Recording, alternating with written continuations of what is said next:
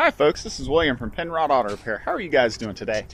We're actually going to talk about shady mechanics and shady auto repair shops and try to avoid them at all costs.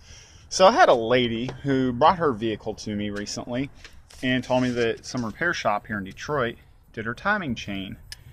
And as y'all can see, this is one of the old parts from the engine. Okay. Now I took this apart a little bit here because I want to be able to show you guys. And this is a nice new part that Penrod Auto Repair got with the timing kit that comes with the chain. And as you can see, one of the guides. And so we're going to grab the light and show you guys that they clearly did not change anything in there.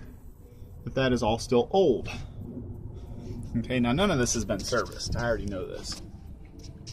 And you really got to take some caution and start doing some research on shops and find out their consumer complaint history, because a lot of times there's a lot of good shops out there that will treat you right, but you'll get the ones where that mechanic may have not had a good mentor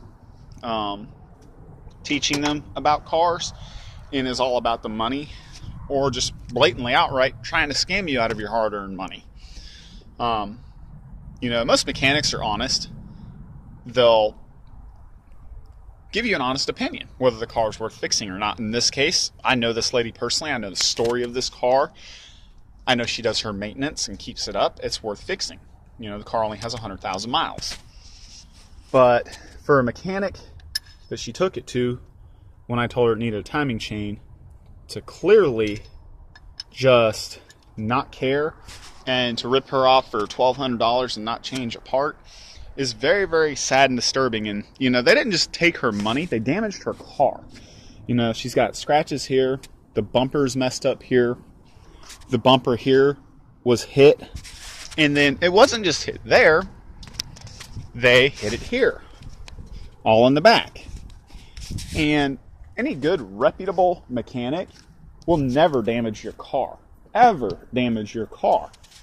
They won't even be out driving it typically unless they absolutely have to find out what's wrong with your car. So I don't know who she took it to, but whoever she took it to is very dishonest, and it's very disheartening and sad.